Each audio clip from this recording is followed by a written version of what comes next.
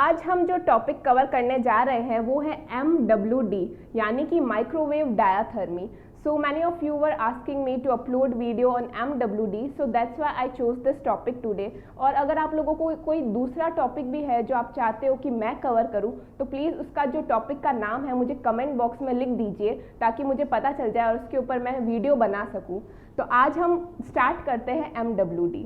तो MWD का full form है माइक्रोवेव डायाथर्मी. अब इसको माइक्रोवेव डायाथर्मी क्यों बोलते हैं? क्योंकि जो माइक्रोवेव वर्ड है तो ये जो पूरी रेडिएशंस होती है, इलेक्ट्रोमैग्नेटिक रेडिएशंस जो होती है, वो हमारी जो इलेक्ट्रोमैग्नेटिक स्पेक्ट्रम के अंदर जो माइक्रोवेव होती है तो उनकी तरह ही इनकी वेवलेंथ होती है और उसी के सिमिलर इसकी फ्रीक्वेंसी होती है. यानी कि हमारा जो इलेक्ट्रोमैग्नेटिक स्पेक्ट्रम होता है तो उसके रेडियो वेव और इंफ्रारेड के बीच में जो हमारी माइक्रोवेव होती है तो उसी की तरह इनका भी जो वेवलेंथ और फ्रीक्वेंसी जो होती है वो सिमिलर होती है. तो इस वजह से इनको माइक्रोवेव बोलते हैं. और इसके अंदर जो डाया वर्ड है उसका मतलब होता है थ्रू, और जो थर्मी है वो है हीटिंग. यानी कि ये बेसिकली जो MWD मोडालिटी है हम उसको डीप हीटिंग प्रोवाइड करने के लिए यूज़ में लिया जाता है.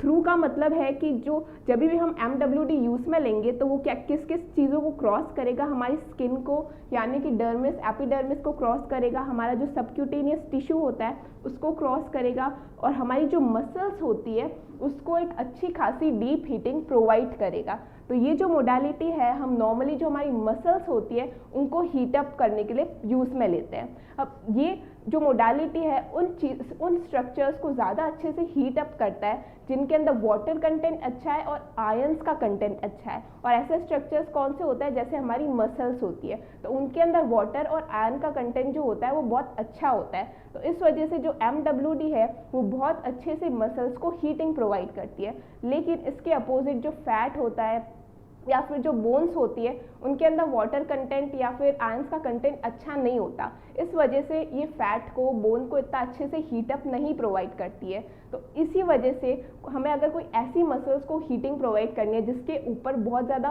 फैट डिपॉजिट है तो MWD क्या करेगा? फैट को इतना हीटिंग प्रोवाइड नहीं करेगा, बजाय जो उसके नीचे जो मसल्स है तो उनको अच्छा खासा हीटिंग प्रोवाइड करेगा. तो जो MWD है वो बहुत अच्छे से मसल्स को हीटिंग प्रोवाइड करती है और ये एक डीप हीटिंग मोडालिटी है. अब हम देखते हैं कौन सी अलग अलग टाइप की फ्रीक्वेंसी और वेवलेंथ के अंदर MWD की मशीन्स अवेलेबल है. तो इसके अंदर फर्स्ट है 2450 मेगाहर्ट्ज. तो आप खुद देख सकते हो कितनी ज़्यादा हाई फ्रीक्वेंसी होती है MWD की और इसी की वजह से ये हाई फ्रीक्वेंसी करंट्स के अंदर आता है. अभी तक मैंने आप लोगों को जो भी मोडालिटीज़ बताई थी, अल्ट्रासाउंड, SWD, इन सब के अंदर जो MWD की जो फ्रीक्वेंसी है वो सबसे ज़्यादा हाई है और ये हाई फ्रीक्वेंसी करंट्स के अंदर आता है. और इसकी जो वेवलेंथ है वो है 12.2 सेंटीमीटर. तो इसके अंदर टोटल 3 वैरायटी के अंदर 3 फ्रीक्वेंसी और वेवलेंथ के अंदर ये अवेलेबल होती है मशीन. जो नेक्स्ट है वो है 915 मेगाहर्ट्ज और जो लास्ट है हमारी वो है 434 मेगाहर्ट्ज. तो इसके अंदर आप देख सकते हो कि जैसे जैसे जो फ्रीक्वेंसी है वो कम हो रही है तो जो वेवलेंथ है वो इंक्रीज हो रही है. क्योंकि आप लोगों को पता होगा कि जो फ्रीक्वेंसी और वेवलेंथ होती है वो दोनों एक दूसरे के इन्वर्सली प्रोपोर्शनल होती है. तो इस वजह से जैसे जैसे फ्रीक्वेंसी कम होगी तो वेवलेंथ जो होगी वो इंक्रीज होगी.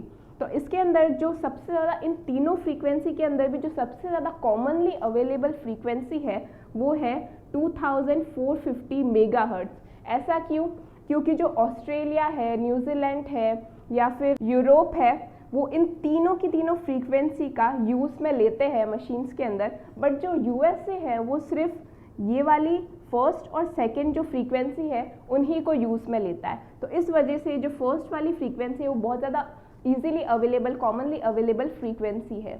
अब जो MWD की जो रेडिएशंस है, इलेक्ट्रोमैग्नेटिक रेडिएशंस, तो ये रेडिएशंस भी बाकी दूसरी रेडिएशंस जो हमने SWD के अंदर पढ़ी थी, अल्ट्रासाउंड के अंदर पढ़ी थी, तो उन्हीं की तरह वर्क करती है.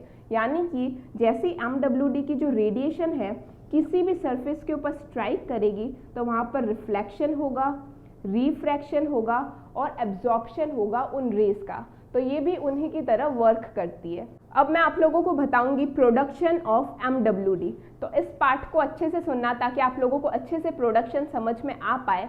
तो प्रोडक्शन ऑफ MWD यानी कि माइक्रोवेव का प्रोडक्शन के लिए हम एक डिवाइस का यूज़ लेते हैं जिसको बोलते हैं एंटीना.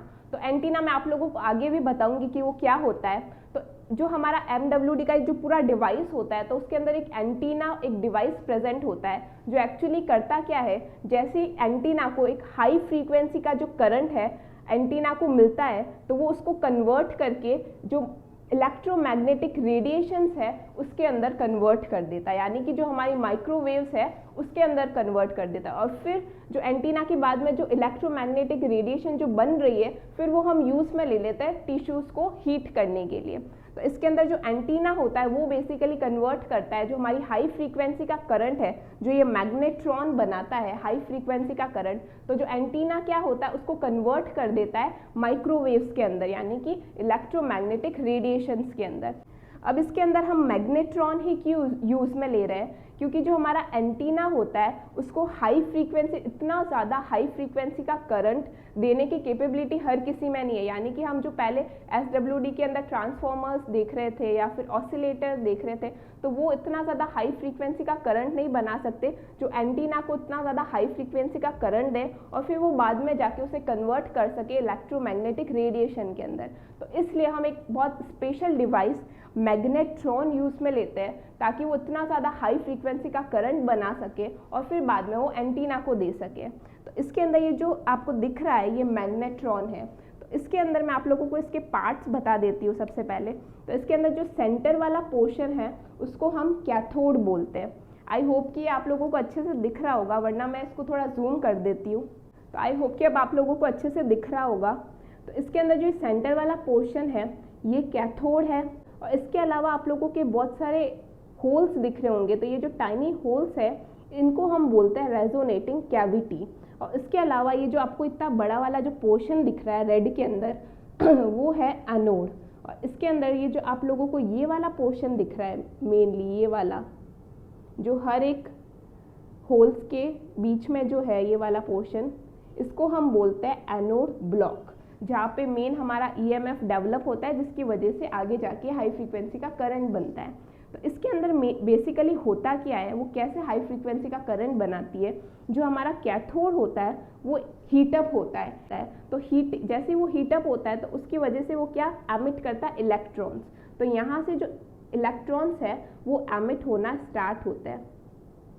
तो जो कैथोड होता है जैसे वो हीटअप होता है तो इलेक्ट्रॉन्स को एमिट करना स्टार्ट कर देता है। और जैसे इलेक्ट्रॉन्स एमिट होना स्टार्ट हो जाता है वो बहुत हाई स्पीड के साथ में ऐसे सर्कुलर मोशन के अंदर वो मूव करना स्टार्ट हो जाते हैं। तो जैसे ही कैथोड जो है इलेक्ट्रॉन्स को एमिट करेगा हीट अप होने के बाद में, तो जैसे ही इलेक्ट्रॉन्स एमिट होंगे तो बहुत ही हाई स्पीड के साथ में ऐसे सर्कुलर पाथ के अंदर ऐसे मूव होना स्टार्ट हो जाएंगे, जिसकी वजह से होगा क्या, जो मैंने आप लोगों को एनोड ब्लॉक बताया था कि जो हर एक होल्स के बीच में प्रेजेंट है, तो वहाँ पे क्या हो जाएगा, EMF डेवलप होना स्टार्ट हो जाएगा। तो जो एनोड ब्लॉक है तो वहाँ पर EMF डेवलप होना स्टार्ट हो जाएगा। तो हर एक एनोड ब्लॉक के ऊपर EMF डेवलप होना स्टार्ट हो जाएगा और इसके ही वजह से इन द एंड जो हाई फ्रीक्वेंसी का करंट है वो मिलेगा हमें। अब हम जैसे स्विच ऑन करेंगे मशीन का, तो जो भी हमारी मेन सप्लाई है वो जाके मिलेगी मैग्नेट्रॉन को, जो मेन सप्लाई है वो मिलेगी और फिर जो मैग्नेट्रॉन है वो हाई फ्रीक्वेंसी का करंट बनाएगा। वो मैं आपको ऑलरेडी बता चुकी हूँ। जो इलेक्ट्रॉन्स है वो बहुत ही हाई स्पीड के साथ ऐसे सर्कुलर मोशन करेंगे जिसकी वजह से एंड में हाई फ्रीक्वेंसी का करंट मिलेगा। अभी जो हाई फ्रीक्वेंसी का करंट है वो मैग्नेट्रॉन किसको दे देगा बाद में, कोएक्सियल केबल को। तो यहाँ पर एक कोएक्सियल केबल कनेक्टेड होती है मैग्नेट्रॉन से, जो उस हाई फ्रीक्वेंसी के करंट को देती है एंटीना को, जो मैं आप लोगों को स्टार्टिंग में जो बात कर रही थी। तो जो एक कोएक्सियल केबल है वो हाई फ्रीक्वेंसी का करंट किसको दे देती है, एंटीना को। तो ये जो एंटीना है फिर वो कन्वर्ट कर देता है उस हाई फ्रीक्वेंसी के करंट को इलेक्ट्रोमैग्नेटिक रेडिएशन के अंदर, जो कि एंड में जो हमारा टिश्यू है उसको हीटिंग इफेक्ट के लिए हम यूज़ में ले लेते हैं। और इसके अंदर ये जो आपको डिवाइस दिख रहा है, ये जो पूरा रेड कलर के अंदर, तो इस पूरे डिवाइस को हम एमिटर बोलते हैं, क्योंकि ये एमिट करता है हमारी जो इलेक्ट्रोमैग्नेटिक रेडिएशंस है, तो इस वजह से इसको हम एमिटर बोलते हैं। और इसके अंदर ये जो आप लोगों को दिख रहा है इसको हम बोलते हैं रिफ्लेक्टर, क्योंकि यहाँ से क्या होता है, जैसे ही जो हमारी वेव्स है वो यहाँ से रिफ्लेक्ट होके वापस से जो आगे बाहर की तरफ पास हो जाती है, तो इस वजह से यहाँ से रिफ्लेक्ट होके ये जो है पास हो जाती है, इसलिए इसको हम रिफ्लेक्टर बोलते हैं। तो अब हम जैसे ही स्विच ऑन करें और जो मशीन है टिश्यूज़ को अपना पूरा फुल मैक्सिमम आउटपुट दे, तो इन दोनों के बीच में थोड़ा सा टाइम लगता है, यानी कि जो मशीन है उसको हल्का वार्म अप पीरियड की ज़रूरत होती है ताकि वो अपना जो मैक्सिमम आउटपुट है वो टिश्यूज़ को दे सके।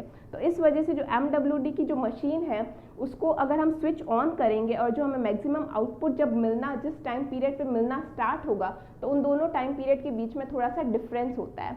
तो इस वजह से अगर सपोज करो कि बैक टू बैक पेशेंट्स आ रहे हैं जिनको हमें MWD देना है, तो इस टाइम पे हमें वार्म अप पीरियड का हम वेट नहीं कर सकते। तो इस टाइम पे हमें क्या करना होता है, इसके अंदर एक स्टैंड बाय स्विच होता है। तो अगर हम स्टैंड बाय स्विच को अगर हम प्रेस करेंगे तो उसकी वजह से क्या होगा, एंटीना को करंट तो मिलता रहेगा लेकिन जो उसका आउटपुट है वो हम बंद कर देंगे, यानी कि इसका आउटपुट तो बंद हो जाएगा लेकिन उसको करंट मिलता रहेगा एंटीना को। तो इस वजह से जो वार्म अप पीरियड जो होता है उसकी हमें रिक्वायरमेंट नहीं होती है। तो अगर बैक टू बैक पेशेंट्स आ रहे हैं और हमें MWD बार बार यूज़ में लेना है तो हम स्टैंड बाय स्विच को प्रेस कर सकते हैं। जब भी एमीटर से जो माइक्रोवेव्स निकलती है तो वो स्प्रेड होना स्टार्ट हो जाती है, मतलब जितनी जितनी वो डिस्टेंस पे जाती है तो वो स्प्रेड होना स्टार्ट हो जाती है। और इसी स्प्रेडिंग की वजह से जैसे जितना ज़्यादा डिस्टेंस वो कवर करेगी तो उसकी जो इंटेंसिटी होगी वो उतनी ही कम हो जाएगी। तो इसी को हम बोलते हैं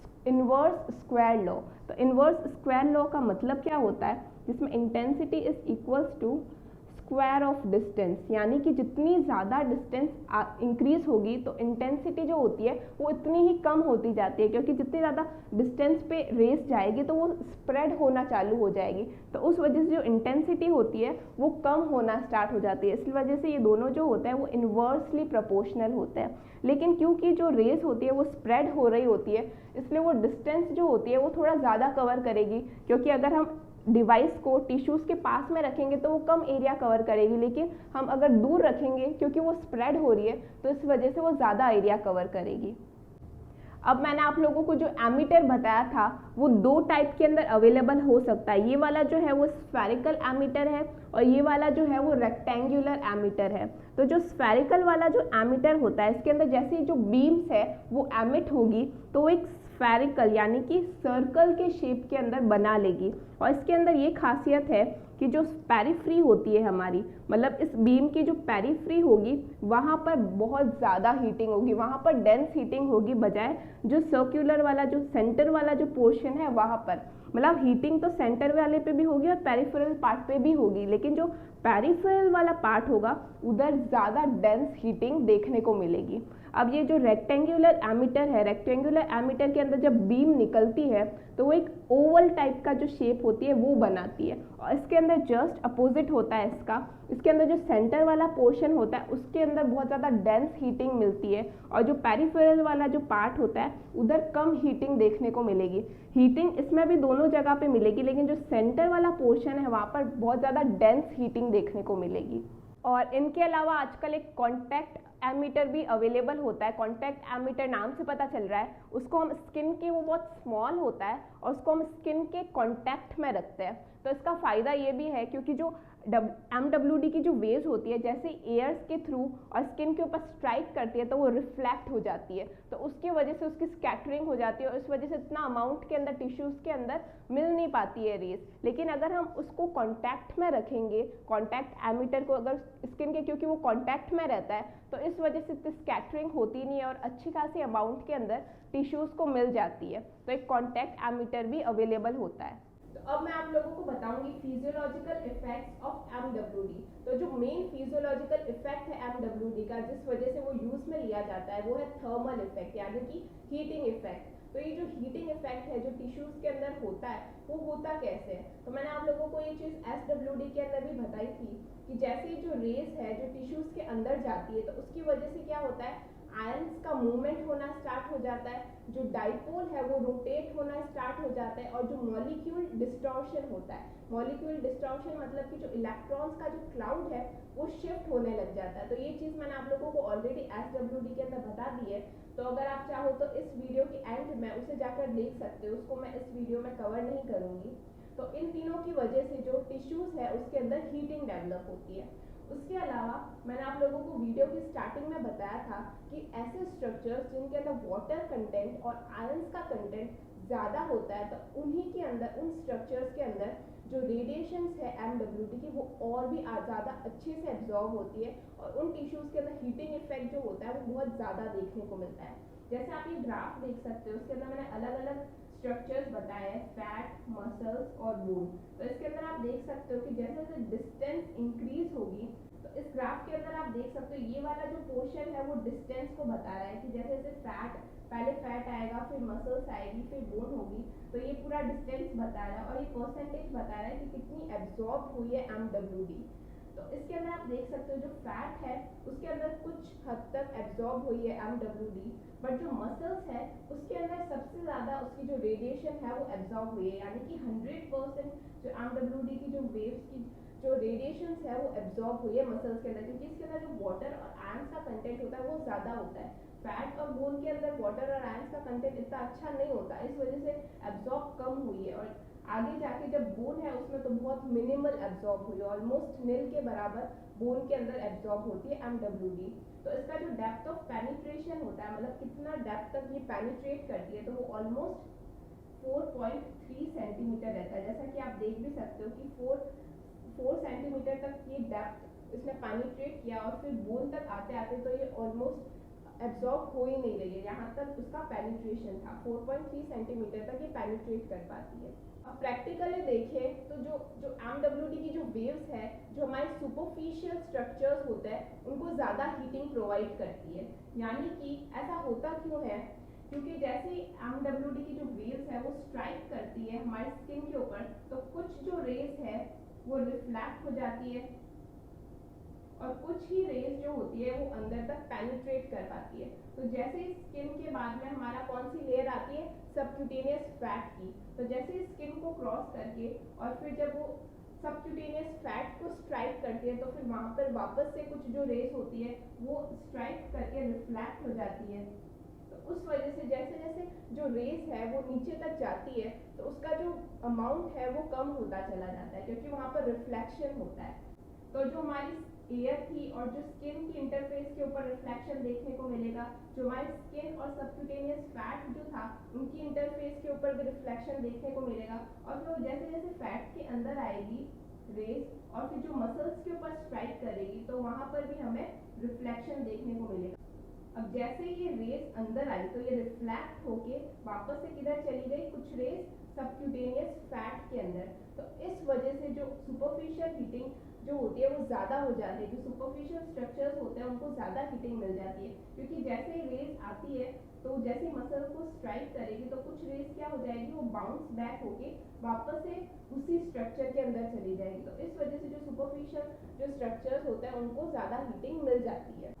अब ये कितना पेनिट्रेट कर रहा है, कितनी डेप्थ में पेनिट्रेट कर रहा है, वो फ्रीक्वेंसी के ऊपर भी डिपेंड करता है। यानी कि अगर हम जितनी कम फ्रीक्वेंसी लेंगे उतना ही डेप्थ ऑफ पेनिट्रेशन जो होगा रेडिएशंस का वो ज़्यादा देखने को मिलेगा। यानी कि ये दोनों इन्वर्सली प्रोपोर्शनल होते हैं एक दूसरे के। ऐसा क्यों? क्योंकि जितनी ज़्यादा फ्रीक्वेंसी होगी हमारी जो स्किन होगी वो उतना ही ज़्यादा रेजिस्टेंस शो करेगी उसके लिए, तो उस वजह से जो डेप्थ होगा वो कम हो जाएगा पेनिट्रेशन का। यानी कि मैंने आप लोगों को जो स्टार्टिंग में 3 फ्रीक्वेंसी बताई थी MWD की, तो उसके अंदर जो सबसे कम वाली जो फ्रीक्वेंसी है वो उतना ही ज़्यादा जो पेनिट्रेशन शो करेगी रेडिएशंस का। अब मैं आप लोगों को बताऊंगी इंडिकेशंस ऑफ MWD, यानी कि ऐसी कौन सी कंडीशंस है जहां पे हमें MWD देना है। तो इसके अंदर जो फर्स्ट है वो है इन्फ्लामेटरी कंडीशन, यानी कि ऐसी कोई भी कंडीशन जहाँ पे इन्फ्लामेशन आ रखा है तो वहाँ पे हम MWD दे सकते हैं। अब आप लोगों को एक चीज़ पता होनी चाहिए कि जो MWD है उसके 2 मोड होते हैं, एक कंटिन्यूस और एक पल्स मोड। कंटिन्यूस मतलब वही कि जो रेडिएशन है वो कंटिन्यूसली डिलीवर होती रहेगी पेशेंट के ऊपर, और जो पल्स मोड होता है उसके अंदर होता है कि कुछ टाइम के लिए जो रेडिएशन है वो डिलीवर होगी, फिर कुछ टाइम के लिए स्टॉप हो जाएगी, फिर कुछ टाइम के लिए डिलीवर होगी और फिर कुछ टाइम के लिए पॉज हो जाएगी। तो मतलब एक पल्स की फॉर्म में वो डिलीवर होगी पेशेंट को। तो अगर अक्यूट कंडीशन है, अक्यूट कंडीशन मतलब कि जैसी कोई इंजरी हुई, वहाँ पर इन्फ्लामेशन आ रखा है, तो ऐसी कंडीशंस के अंदर हमें कंटिन्यूस मोड यूज़ में नहीं लेना, हम पल्स मोड यूज़ में लेंगे, क्योंकि अगर हम कंटिन्यूस मोड देंगे तो वहाँ पे बहुत ज़्यादा हीटिंग होगी। और मैंने आप लोगों को पहले ही बता रखा है अपनी दूसरी वीडियोस के अंदर कि अक्यूट स्टेज में हमें कभी भी हीटिंग इफेक्ट नहीं चाहिए होता है, वरना वो इन्फ्लामेशन, पेन सबको और ज़्यादा बढ़ा देगा। तो इस वजह से हम अक्यूट कंडीशन के अंदर पल्स मोड यूज़ में लेंगे। और अगर क्रॉनिक कंडीशन है और इन्फ्लामेशन और पेन हो रहा है पेशेंट को, तो उस टाइम पे हम कंटिन्यूस मोड यूज़ में ले सकते हैं। और इसकी वजह से क्या होगा कि वहाँ का जो ब्लड सर्कुलेशन है वो इंक्रीज होगा, जो भी ऑक्सीजन, जो भी न्यूट्रिएंट्स रिक्वायरमेंट है उस एरिया के अंदर, तो वो उसको आके मिलेंगे, और जो पेन है वो कम होगा। तो ये सारे बेनिफिशियल इफेक्ट्स देखने को मिलते हैं। तो जैसे टेनिस एल्बो हो गया, जो हमारा लेटरल एपिकॉन्डाइलिटिस होता है, जहाँ पर जो हमारा लेटरल एपिकॉन्डाइल होता है उस पॉइंट के ऊपर पेशेंट को पेन होता है। जो स्प्रेन हो गया, स्प्रेन यानी कि लिगामेंट इंजरी, स्ट्रेन यानी कि मसल इंजरी, या फिर फ्रोजन शोल्डर हो गया, तो ये सारी जो कंडीशंस होती है इन सब के अंदर हम MWD दे सकते हैं। अब जो नेक्स्ट है वो है कोई ट्रॉमेटिक कंडीशन, कोई ट्रॉमा हो गया, कोई फिजिकल इंजरी हो गई, जैसे कि स्पोर्ट्स इंजरीज, तो इस टाइम पे भी हम दे सकते हैं MWD। तो इससे बेसिकली क्या होता है कि अगर जैसे सपोज करो कोई पेशेंट क्रॉनिक कंडीशन के अंदर आया, उसके अंदर मसल टाइट हो गई, पहले कोई इंजरी हुई थी और उस वजह से बाद में उसकी जो मसल जो हो गई है वो टाइटनेस के अंदर चली गई है, तो इस टाइम पर अपन क्या कर सकते हैं, MWD दे सकते हैं उस एरिया के अंदर। तो वहाँ का जो ब्लड सर्कुलेशन है वो इंक्रीज होगा, जो कोलाजन फाइबर्स होते हैं उसकी जो एक्सटेंसिबिलिटी होती है वो इंक्रीज होगी, तो उस वजह से क्या होगा, वो रेंज को बढ़ाने में वो मदद करेगी। और हम MWD के बाद में क्या कर सकते हैं, उधर की स्ट्रेचिंग करवा सकते हैं, ताकि जो रेंज है उसको और ज़्यादा इंक्रीज होने में मदद मिले। तो इन सारी चीज़ों के अंदर भी हम MWD यूज़ में ले सकते हैं। अब जो नेक्स्ट है वो है अर्थराइटिक कंडीशन। अर्थराइटिक कंडीशन जैसे कि OA हो गया, ऑस्टियोआर्थराइटिस, या फिर RA हो गया, रिमेटॉइड अर्थराइटिस, तो ऐसी कंडीशंस के अंदर भी हम MWD दे सकते हैं। तो इसके अंदर भी वो क्या करेगा, जो भी जॉइंट के अंदर इन्फ्लामेशन हो रखा है, पेन हो रखा है, तो उसको कम करने के अंदर मदद करेगा। अब जो लास्ट है हमारा पेन रिलीफ, तो कोई भी ऐसी कंडीशन जहाँ पर पेन हो रहा है, जैसे कि LBA यानी कि लो बैक एक, तो ऐसी कंडीशंस के अंदर पेन को कम करने के लिए भी हम MWD दे सकते हैं। अब वो पेन को कैसे कम करेगा, तो जैसे सपोज करो किसी एरिया के अंदर इन्फ्लामेशन आ रखा है, तो जैसे इन्फ्लामेशन आता है तो कुछ प्रोडक्ट्स होते हैं जैसे कि प्रोस्टाग्लैंडिन या फिर हाइड्रोजन आयंस, तो वो सारे जो मॉलिक्यूल्स होते हैं वहाँ पर आके अक्यूमुलेट हो जाते हैं, और ये जो मॉलिक्यूल्स होते हैं हमारी जो पेन की जो नर्व होती है तो उसको स्ट्यूमुलेट कर देता है। और जैसे ही पेन की नर्व स्ट्यूमुलेट हो जाती है तो हमारे ब्रेन को सिग्नल देते हैं कि उस एरिया के अंदर पेन हो रहा है। लेकिन अगर हम जैसे MWD अप्लाई करेंगे तो वहाँ का ब्लड सर्कुलेशन जो है वो इंक्रीज हो जाएगा, तो ये जो भी सारे नॉक्शियस केमिकल है जो कि पेन की नर्व को स्ट्यूमुलेट कर रहा है तो वो वहाँ से हट जाएंगे, क्योंकि वहाँ का ब्लड सर्कुलेशन इंक्रीज हो गया है। तो इस वजह से पेन को कम करने में मदद करेगा। उसके अलावा पेन गेट मैकेनिज्म तो है ही, जिसके अंदर हमारी जो थर्मल नर्व्स जो होती है वो एक्टिवेट हो जाती है और पेन की नर्व्स को ब्रेन तक जाने नहीं देती, तो उस वजह से भी जो पेन जो होता है वो उस एरिया के अंदर कम हो जाता है। उसके अलावा ये सेडेटिव इफेक्ट भी देती है। तो ये सारी जो कंडीशंस है तो इनके अंदर हम MWD यूज़ में ले सकते हैं। इंडिकेशंस के साथ साथ में आप लोगों को कॉन्ट्रा इंडिकेशंस भी पता होने बहुत ज़रूरी होते हैं, कि ऐसा नहीं है कोई पेशेंट आया आप लोगों के पास, वो बोल रहा है कि मेरी रेंज जो है वो कम हो गई, आप रेंज इंक्रीज करनी है, तो आप उसके अंदर बिना कुछ सोचे समझे MWD लगा दो। क्योंकि अगर आपने देखा ही नहीं कि अगर उसके अंदर कोई प्लेट, मेटल प्लेट लगी हुई है और आप अगर MWD लगा दोगे तो वो हैजार्डियस भी हो सकता है। तो इस वजह से आप लोगों को कॉन्ट्रा इंडिकेशंस पता होने ज़रूरी है। तो इसके अंदर जो फर्स्ट है वो है मेटल इन द एरिया।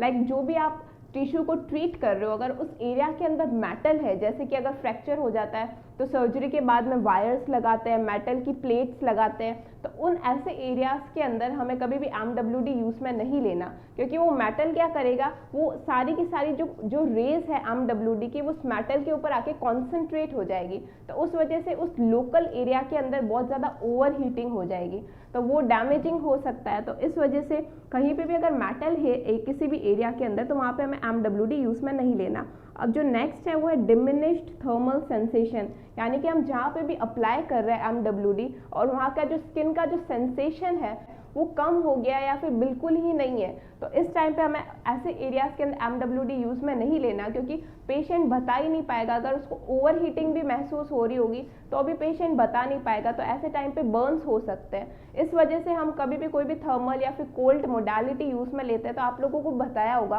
कि हमेशा हम 2 टेस्ट ट्यूब लेते हैं, एक के अंदर हॉट वाटर लेते हैं, एक में क्रश्ड आइस लगाते हैं, और हम दोनों टेस्ट ट्यूब से चेक करते हैं कि वहाँ का जो स्किन का जो सेंसेशन है वो नॉर्मल है या नहीं है, और फिर हम वो मोडालिटी यूज़ में लेते हैं। डिफेक्टिव आर्टीरियल सर्कुलेशन, मतलब उस एरिया के अंदर अगर ब्लड सर्कुलेशन ठीक नहीं है तो ऐसे एरियाज़ के अंदर हमें MWD यूज़ में नहीं लेना, क्योंकि ब्लड एक्चुअल में करता क्या है, अगर ओवर हीटिंग हो रही होगी उस एरिया के अंदर तो वो जो हीटेड ब्लड है वहाँ से लेके चला जाएगा और जो हीट लॉस के अंदर मदद करेगा। लेकिन अगर वहाँ का ब्लड सर्कुलेशन ही सही नहीं है तो जो हीट लॉस है वो हो ही नहीं पाएगा, तो इस वजह से ओवर हीटिंग हो सकती है, तो इसलिए ऐसे एरियाज़ के अंदर हमें यूज़ में नहीं लेना। नेक्स्ट है मैलिग्नेंसी। मैलिग्नेंसी अगर होगी तो ऑब्वियसली वो मेटास्टेसिस कर सकता है, वहाँ का ब्लड सर्कुलेशन इंक्रीज होगा तो वहाँ का मेटास्टेसिस हो सकता है, वो स्प्रेड हो सकता है और कहीं और किसी भी दूसरे एरिया के अंदर जाके सेकेंडरी ट्यूमर बना सकता है।